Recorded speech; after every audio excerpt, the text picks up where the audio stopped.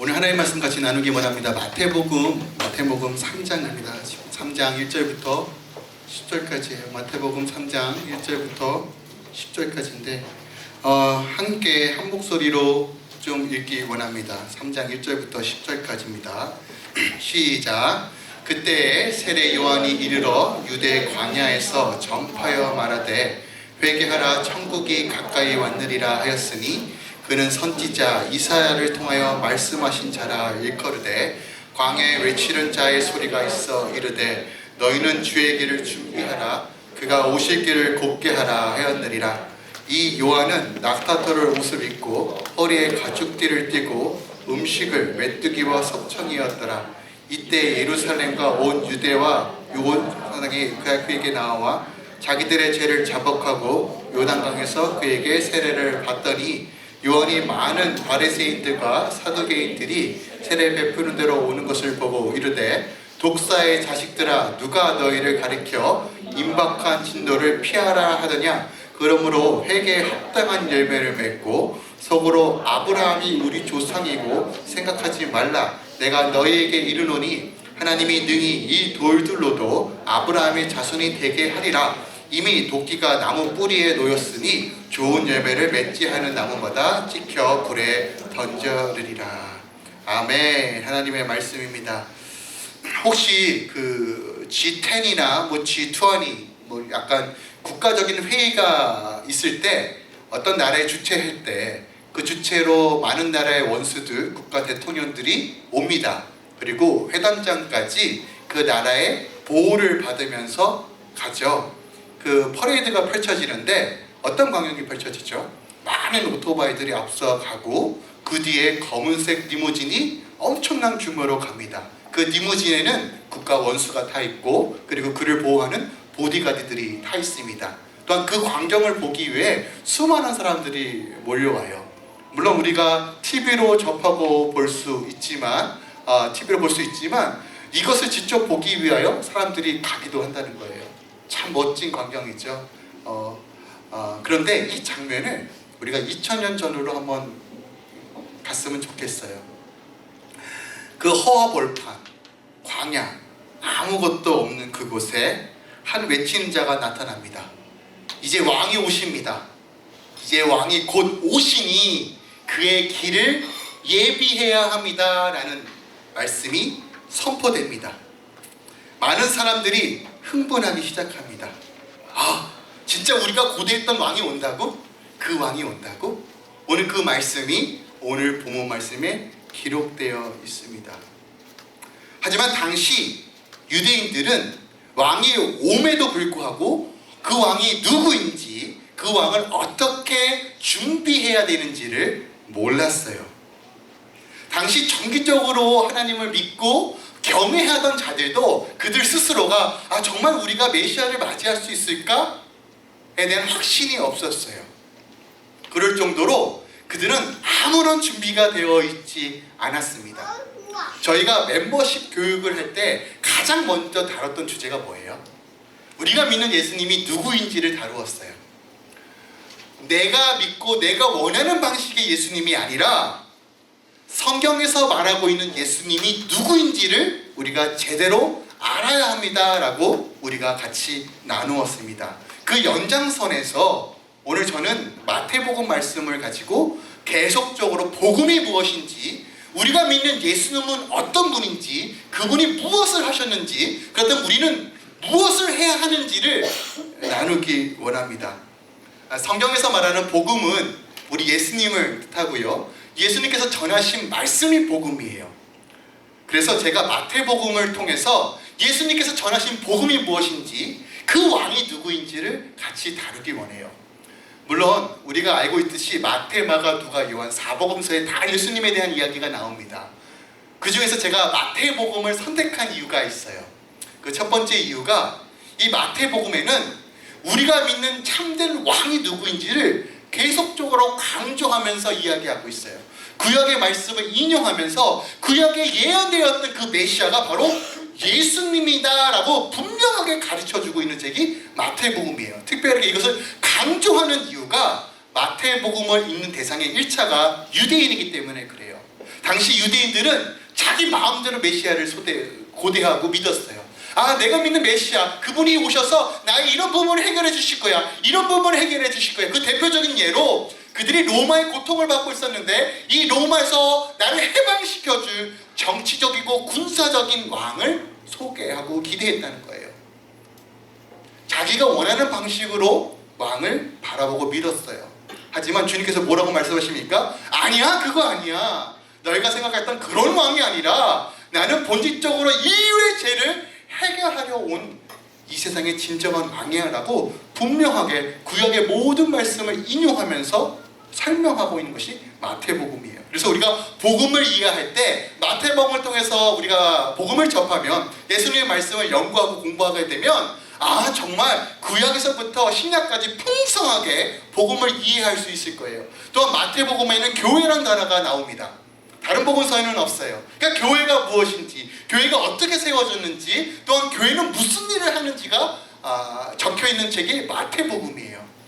그런 의미에서 저는 마태복음을 통해서 다시 한번 우리가 예수님이 누구인지를 다루는 것이 가장 적절하다라고 생각했어요. 그래서 마태복음 끝까지 이게 언제 끝날지 몰라요. 그래서 아마도 이게 1년이 걸릴지 2년이 걸릴지 원래 이것도 계획에 없었던 거예요. 원래는 저는 9월달부터 예배소서를 통해서 교회를 다루기 원했어요. 그래서 그 말씀을 계속 준비하고 있었는데 하나님께서 엎으셨어요.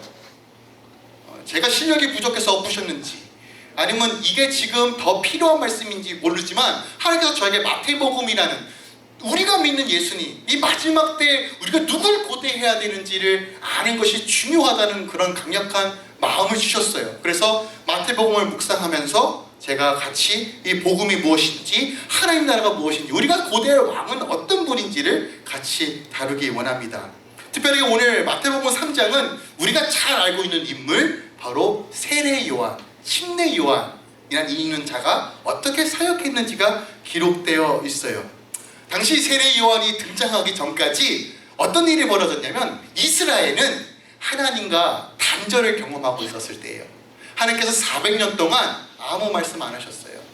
예전에는 잘못하면 선지자를 보내서 야, 너희들 그렇게 하면 안 돼, 너희들 심판이 임해, 경고도 하시고 때로는 채찍도 드시고 당근도 주시고 사람도 주시면서 아, 우리가 정말 하나님의 백성이구나 라는 것을 알게 해주셨는데 말라기 선지자 이후에 하나님께서 침묵하십니다.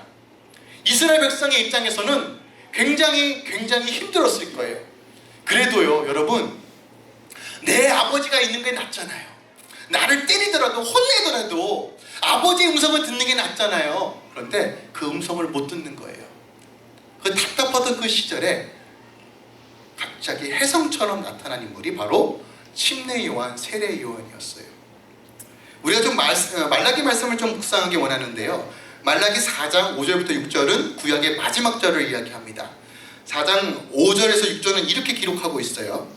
보라, 여호와의 크고 두려운 날이 이르기 전에 내가 선지자 엘리야를 너에게 보낸다 라고 이야기합니다. 여기서 크고 두려운 날은 우리가 두 가지 의미에서 해석할 수 있는데 첫 번째는 예수님의 초림, 두 번째는 예수님의 재림이에요. 자, 초림은 이루어졌죠. 재림은 우리가 기다리고 있어요.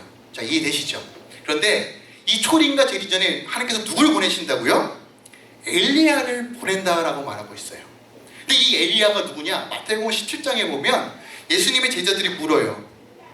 주님, 그 말라기에 기록되어 있던 엘리야의 강림은 무엇입니까? 라고 물었을 때 주님께서 이미 엘리야가 이 땅에 왔는데 사람들이 자기 마음대로 대했다. 그가 세례 요한이다 라고 하는 말씀이 있어요. 그러니까 즉 초림 때 크고 어두운 날, 크고 두려운 날에 엘리야를 보낸다는 이 엘리야는 세례 요한을 뜻합니다.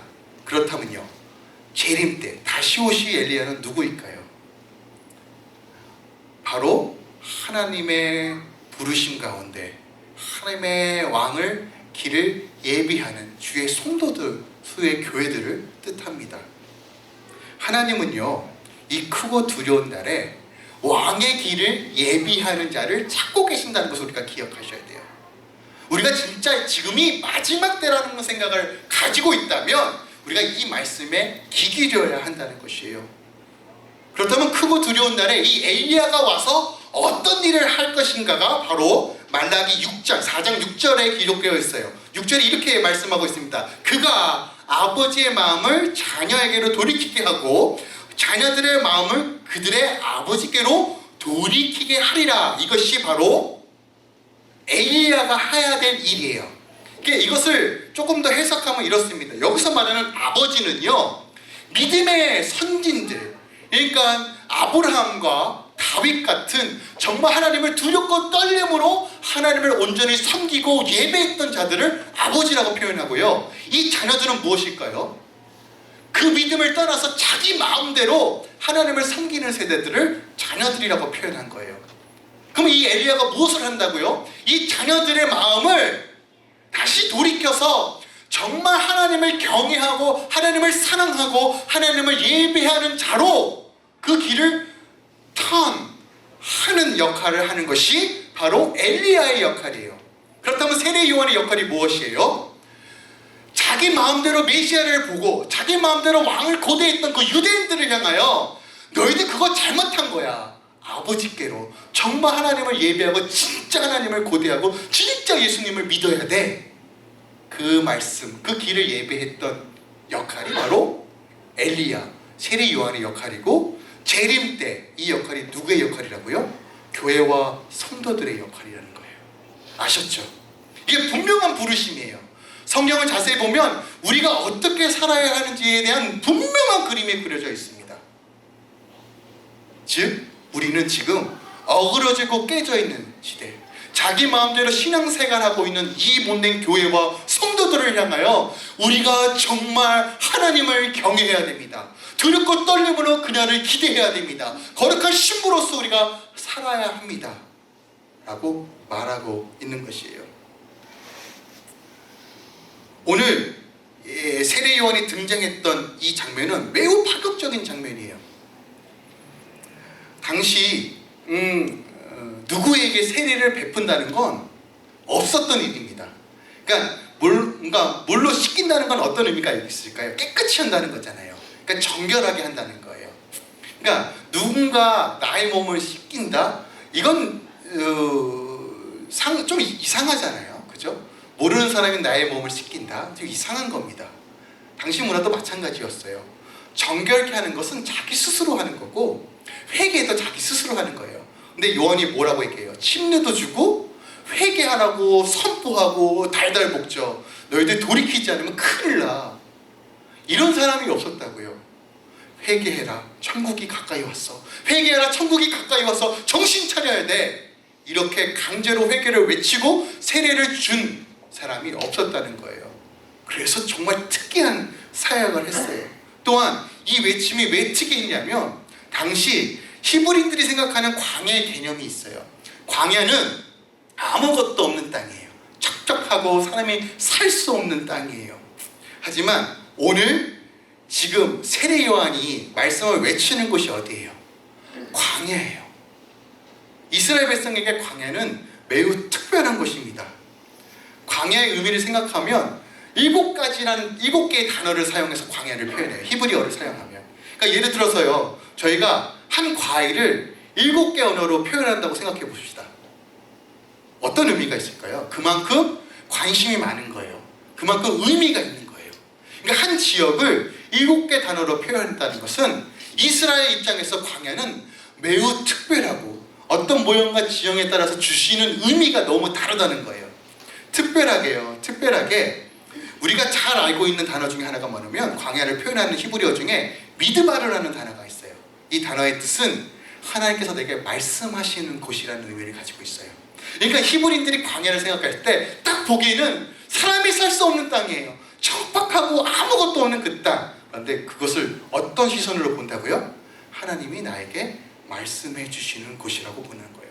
그러니까 히브리인들에게는 광야는 뗄수야 뗄 수 없는 곳이에요. 즉 히브리인들은 광야 민족이라고도 부를 수 있어요. 왜냐하면 출애굽해서 그들이 40년 동안 지냈던 곳이 어디예요? 광야예요. 광야에서 어떻게 살았어요? 그들이 농사지어 살았나요? 물을 파서 살았나요? 아니요. 하나님께서 만나 주시면 먹였고 매출하게 주시면 먹였고 불기둥 구름기둥을 따라 움직였어요. 하나님께서 물 주시면 먹었고 가라가면 갔고 멈추라면 멈췄어요. 그게 광야 생활이었어요. 그들은 광야 민족이었어요. 이것을 무엇을 얘기하느냐? 광야 민족은 하나님께서 인도하시는 대로만 살면 되는 거예요. 이스라엘의 정체성은 광야 민족입니다. 그런데 지금 세례 요한이 어디서 메시지를 선포해요? 광야에서 선포합니다. 어떤 의미가 있을까요? 너희들 다시 너의 정체성으로 돌아가라는 거예요. 오늘날 우리에게 이런 메시지가 필요합니다. 우리가 무엇인가 이루어서 누리는 것이 아니라, 무엇인가 열심히 살아서 더 행복한 것이 아니라, 우리는 오직 하나님 안에 있을 때만, 이 광야의 민족이라는 정체성이 회복될 때만 우리가 마지막 때에 인내하며 승리할 수 있다는 메시지를 오늘 마태복음이 우리에게 주시는 거예요. 우리가 조금만 생각해 보면요, 우리가 살고 있는 이 시대가 참 광야와 같아요. 마태복음 24장에 보면요, 마지막 때 어떤 일들이 벌어질지를 이야기하고 있어요. 사람들이 서로 불신하고, 사랑이 식어가고, 전쟁과 기근이 난무하고, 전염병이 팽배하고, 그 어디에도 소망이 없는 시대가 마지막 때라고 이야기합니다. 지금까지 우리의 삶은 참 평안한 것 같았어요. 의학이, 과학이 모든 것을 해결해 줄 거라고 믿었어요. 하지만 이 코로나로 인하여 모든 것들이 깨졌죠. 믿었던 과학이 깨졌고 믿었던 의술이 깨졌어요. 사람들 시대는 더 산산조각이 났고 비대면이 일상이 되어버렸어요. 이 시대, 강야와 같은 이 시대, 주님 뭐라고 말하십니까? 광야에 외치는 자의 영성이 필요하다라고 말하고 있어요. 마태복음 3장은 그 얘기를 하고 있는 거예요. 우리가 이 땅에서 우리가 살고 있는 이 광야, 재정의 광야, 관계의 광야, 유체 질병의 광야, 어그러지고 깨어져 있는 이 광야에서 어떻게 살 것인가? 하나님의 부르심은 무엇인가? 우리에게 말씀하고 있는 것이에요. 기억하십시오. 세례 요한은요, 풍요롭고 모든 것이 완비되어 있는 그곳에서 하나님의 말씀을 전한 것이 아니라 협착하고 아무것도 없는 광야에서 하나님의 말씀을 전했어요. 모든 것이 완비되어 있는 곳은 광야라고 말하지 않습니다. 여러분의 광야는 어디입니까? 하나님께서 어떤 광야 가운데 여러분을 지금 훈련하고 계십니까? 그 광야에서 우리가 이 세례 요한의 영성이 회복되어야 한다는 것이에요. 그렇다면 이 광야에 외치는 자의 메시지는 무엇일까요? 오늘 본 말씀 2절과 3절은 이렇게 말합니다. 회개하라, 천국이 가까이 왔느니라. 그는 선지자 이사야를 통하여 말씀하신 자라 일컬으되 광야에 외치는 자의 소리가 있어 이르되 너희는 주의 길을 준비하라, 그가 오시기를 곱게 하라 라고 이야기합니다. 회개해야지만 하나님 나라가 오고, 회개해야지만 주의 길을 곱게 하는 자, 주의 길을 예비하는 자가 된다는 거예요. 이 말씀은 먼저 세례 요한이 선포함으로써 자기가 먼저 듣고 세례 요한이 선포함으로써 귀는 자가 듣는 것이에요. 지금은 어느 때보다 더 회개하여 하나님께로 돌이켜야 할 때라는 것이에요. 또한 요한이 뭐라고 얘기합니까? 9절에 이미 도끼가 준비되어 있다는 거예요. 이미 9절에 하나님께서 너희들을 명하지 않고 너희들을 선택하지 않고 저 돌들도 선택하여 아브라함의 자손이 될 수 있는 전능한 하나님이야. 그 하나님을 두려워해야 돼. 그 하나님을 온전히 믿어야 돼. 이미 심판이 시작되었어. 도끼로 나무를 찍을 준비가 다 되어 있어. 그런데 너희는 하나님을 경외하지 않는구나. 너희는 하나님을 두려워하지 않는구나. 여전히 너희의 편한 대로 살고 있구나 라고 말하는 거예요. 당시 바리새인들, 유대인들은요, 이런 생각을 가지고 있었어요. 아, 예루살렘 성이 있으니까, 하나님의 성전이 있으니까 우리 망하지 않아. 우리 아브라함의 자손이야. 우리 엄마가 목사야, 우리 아빠가 목사야, 선지자야, 선교사야, 장로야, 집사야. 괜찮아. 우리 엄마 나를 위해 죽으라고 기도해. 괜찮아. 대체 뭘 믿고 그렇게 얘기하시는지 모르겠어요. 여러분, 구원은 남이 시켜주는 게 아니에요. 우리가 하나님 앞에 매달리고 하나님 앞에 바로 서야 돼요. 하나님은 우리를 보고 계십니다. 우리가 먼저 온전하게 회개하고 하나님께 돌이키지 않으면 지금은 답이 없는 시대에 살고 있어요. 제가 저번에 언급한 것처럼 우리 안에 바른 회개, 깊은 회개, 올바른 회개가 필요합니다. 참된 회개, 바른 회개, 깊은 회개. 즉, 내 왕관을 내려놓고 하나님께서 주인된 삶을 살아야 되고, 말씀에 순종하는 삶을 통해서 열매 맺는 삶을 살아야 되고, 성령의 내주의 교통 충만하심이 내 안에 있는 모든 쓴뿌리들을 제거하시고 온전히 주님과 연합하는 그런 참된 회개의 삶을 살아야 돼요. 근데 이런 삶은 한순간에 이루어지지 않습니다. 매일같이 육신을 쳐 주님을 바라봐야 돼요. 우리에게는 힘이 없지만 성령 안에서 우리가 할 수 있다고 제가 말씀드렸어요. 우리가 생각하는 오류 중에 하나가 무엇이냐면요, 이거예요. 세례 요한은 준비된 자잖아요. 세례 요한은 뭔가 완벽해 보여요. 세례 요한과 우리를 비교해보면 우리의 믿음이 참 보잘것없어요. 그죠? 근데 누가복음 7장에 보니까 세례 요한도 의심합니다. 그의 제자들을 주님께 보내고 예수님께 보내면서 그가 내가 보내신 네가 맞는지 좀 확인 좀 하고 와 라고 울어요. 자, 보세요. 세례 요한도요, 주님이 정말 메시아인가? 계속 갈등하고 생각하고 의심했을 수도 있었다는 거예요. 여러분, 우리가 뭔가 완전해서 광야에 외치는 자가 되는 것이 아니에요. 세례 요한도 힘들었어요. 세례 요한도 불확실성에서 그가 했던 것은 그래도 하나님의 말씀에 순종한 거예요. 여러분, 지금은요, 내 이성과 내 마음과 내 경험으로 뭔가 옳고 그른 것을 판단할 수 있는 시절이 아니에요. 지금은 다시 한번 하나님의 말씀으로 돌이켜야 됩니다. 주의 말씀을 순종하고 내 목에 칼이 들어와도 하나님의 말씀이 진리입니다라고 믿고 신뢰하고 행하는 자가 필요한 시대라는 거예요. 왜요? 대체 무엇이 진리고 무엇이 비진리인지 너무 헷갈리는 시대에 살고 있어요. 무엇이 옳고 그른지 판단할 수 없는 시대에 살고 있어요. 여러분, 기독교인들 사이에서 지금 둘로 셀로 다 갈라지는 거 아시죠? 저 사람 왜 저기 가서 시위해? 조용히 기도하지. 두세 파로 다 나누어졌어요. 복음의 본질이 무엇인지, 교회가 무엇을 해야 하는지 서로 의견들이 다 달라요. 교회도 이런데 세상은 어떨까요? 우리가요, 진짜 하나님의 음성을 따라 살지 못하면 정말 지금은 미혹되기 딱 좋은 시대에 살고 있어요. 하나님은 찾고 계시는 거예요.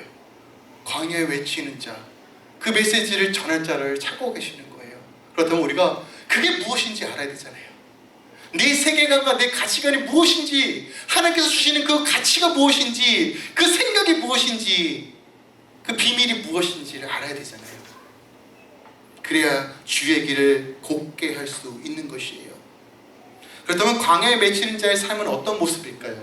오늘 4절에 보니까요, 세례 요한이 어떤 옷을 입고 어떤 음식을 먹었는지가 기록되어 있어요. 낙타 옷을 입고 허리에 가죽띠를 띠고 음식은 메뚜기와 석청을 먹었다고 기록되어 있습니다. 낙타 옷은요, 이런 의미를 가지고 있어요. 백성들의 죄를 책망하기 위해 하나님께로부터 부르심을 받은 선지자들이 백성의 죄를 자신의 죄인 것처럼 여기고 그 죄로 인하여 애통하는 심정으로 하나님께 부르짖기 위하여 낙타 옷을 입었대요. 자, 우리에게 이 영성이 필요한데 어떤 영성이요? 낙타 옷을 입는 영성이 필요해요. 이 땅을 향해 긍휼히 여기고 죽어가는 영혼들과 교회를 향해 주님 불쌍히 여겨주세요. 무지해서 욕심에 자기 정력에 휘몰아쳐서 하나님을 모르고 사람이 높아지고 있습니다. 하나님이 긍휼히 여겨주세요. 주님이 이들을 불쌍히 여겨주세요. 하나님 이 캐나다를 불쌍히 여겨주세요. 하나님 대한민국을 불쌍히 여겨주세요. 하나님 중국을 불쌍히 여겨주세요. 주님 열방을 불쌍히 여겨주세요. 애통하는 마음으로 하나님께 중보하며 기도하는 자들, 이 영성을 회복하라고 우리에게 말씀하고 있는 거예요. 지금은 우리가 참 기도할 거 많잖아요. 그죠? 먹고 사는 것도 빠듯한데. 근데 기억하세요. 먼저 그의 나라와 그의 의를 구하면 하나님께서 나머지 책임져 주십니다. 우리 이 영성 회복해야 돼요. 여러분, 이 영성 회복해야 됩니다. 저도 의지가 굉장히 부족한 사람이에요. 그런데 저는 실질적으로 제 의지가 부족하니까 환경을 만드는 타입인데, 예배를 하루에 3번씩 드린다. 물론 한국에는 그런 경우가 많은데 밴쿠버에는 아직 없는 것 같아요. 제가 왜 하냐면, 솔직히 말씀드리면 저를 위해서 하는 거예요. 제가 연약하니까 어떻게 해서든 하나님 붙들려고 하는 거예요. 주의 전에 나와서 우리 함께 이 땅을 향해 같이 기도했으면 합니다. 같이 눈물로 하나님 마음 달라고. 여러분, 기도는 하나님 마음이 부어지지 않으면 노동이 돼요. 너무 힘들어요. 마음이 없는데 어떻게 기도해요? 그래서 우리는 먼저 회개하고 하나님 마음을 달라고 기도해야 됩니다. 또한 메뚜기와 석청을 먹었다고 해요. 메뚜기와 석청은 먹을 수 있는 음식이에요. 근데 굳이 이스라엘도 메뚜기와 석청 굳이 찾아 먹지 않아요. 왜요? 먹을 거 많잖아요. 떡도 있고 포도주도 있는데 왜 굳이 메뚜기와 석청을 먹어요? 요한이 메뚜기와 석청을 먹었던 이유는 그가 광야에서 생활하기 때문에 그래요. 메뚜기와 석청의 의미는 구별된 삶, 성별된 삶을 의미해요.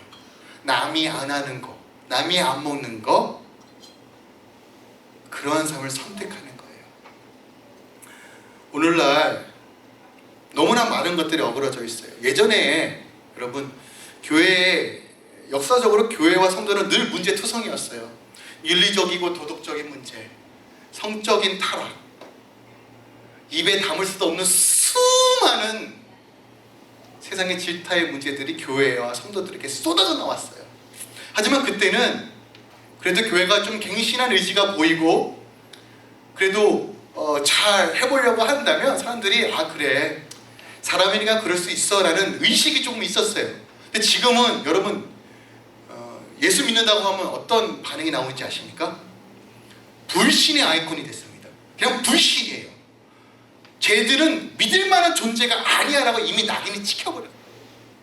지금은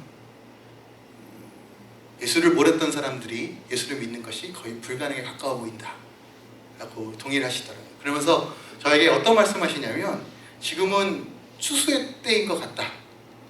방주의 문이 닫히고 있는 것 같다. 여러분, 노아의 방주 아시죠? 그 말씀하시더라고요. 그래서 지금은 기존의 성도들이 더 굳건하게 믿음을 지킬 수 있도록 교회가 깨어서 기도해야 될 때다라는 거예요. 알곡과 가라지가 갈라질 시기다. 믿는 자들도 언제 휩쓸려 갈지 모르는 시대에 살고 있다. 우리는 지금 교회가 가장 먼저 추구해야 되는 것은 바로 이 믿음을 지키고 하나님을 바라봐야 된다 라고 하시는 말씀에 저도 마음이 뜨거워졌어요. 그래서 하나님께서 할렐루야 교회 세우셨구나. 물론 하나님은 주님께서 오시는 그 직전까지 천하 모든 민족이 구원받길 원하십니다. 분명히 놀라운 일들이 벌어질 거예요. 초자연적으로 하나님께서 일하실 거예요. 하지만 지금의 교회들이 가장 우선적으로 지금 해야 될 일은 성도들을 무장시키고 깨어서 기도시키며 이 마지막 때를 준비해야 될 시즌이라는 것을 우리가 기억해야 합니다. 열처녀의 비유 아시죠? 열처녀의 비유. 기름을 준비하며 주의 때를 준비하는 것이 무엇보다 지금 중요합니다. 그러면 여러분, 광해 외치는 자의 삶을 살 때 어떤 일이 벌어질까요? 어떤 일이 벌어질까요? 5절 말씀이에요. 5절. 아주 전 이 말씀을 보고 되게 하나님의 그 놀라운 섭리를 봤습니다. 이때 예루살렘과 온 유다와 요단강 사방에서 다 그에게 나왔다는 거예요. 하나님의 말씀에 순종하고 대언했더니 죽었던 영혼들이 깨어서 요한에게 왔다는 거예요. 그 메시지를 들으러. 이게 교회의 사명이라는 거예요. 이게 우리의 사명이에요. 부르심이에요. 세상과 구별되어서 하나님의 말씀을 따라 살면, 그 말씀에 순종하여 하나님의 말씀을 대언하면 하나님께서 몸된 교회를 통해 성도를 통해서 다시 한번 회복을 명하신다는 거예요. 코로나 때문에 이제 본격적으로 많은 것들이 어그러져 있지만 여러분, 포기하지 마세요. 하나님 바라보면 됩니다.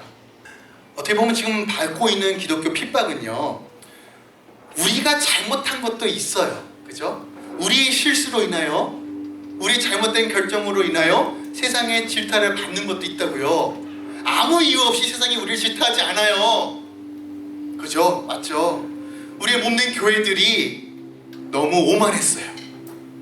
주님의 몸된 교회가 너무 교만했어요. 하나님 찾지 않고 세상의 방식으로 교회를 치리하고 목사들이, 주의 종들이 깨어있지 못했어요. 그래서 받은 질타들이에요. 그런 결과들이라고 생각합니다. 하지만 앞으로 올 환난과 어려움은요, 우리가 아무리 애써도, 우리가 아무리 선한 일을 해도 우리를 가만두지 않는 적들로 둘러싸여 있는 시대가 올 거예요. 그때의 고통과 핍박과 어려움에 비하면 지금은 시작에 불과하다는 거예요. 그럼 우리는 어떻게 해야 될까요? 이 마지막 때 세례 요한의 영성을 회복해야 돼요. 엘리야의 영성을 회복해야 돼요. 그래야지만 우리가 하나님 나라를 고대하며 살 수 있어요. 할렐루야. 지금 여러분은 어떤 광야에 계십니까? 그 광야에 주님께서 무엇이라고 말씀하고 계십니까? 철저하게 순종하고 우리가 주님께 나아가기 우리 주 예수 그리스도 이름으로 부탁드립니다. 아까 불렀던 찬양 같이 찬양하면서 한 번 더 결단하는 기도하기 원합니다. 주님이 부르신 곳, 주님이 부르신 곳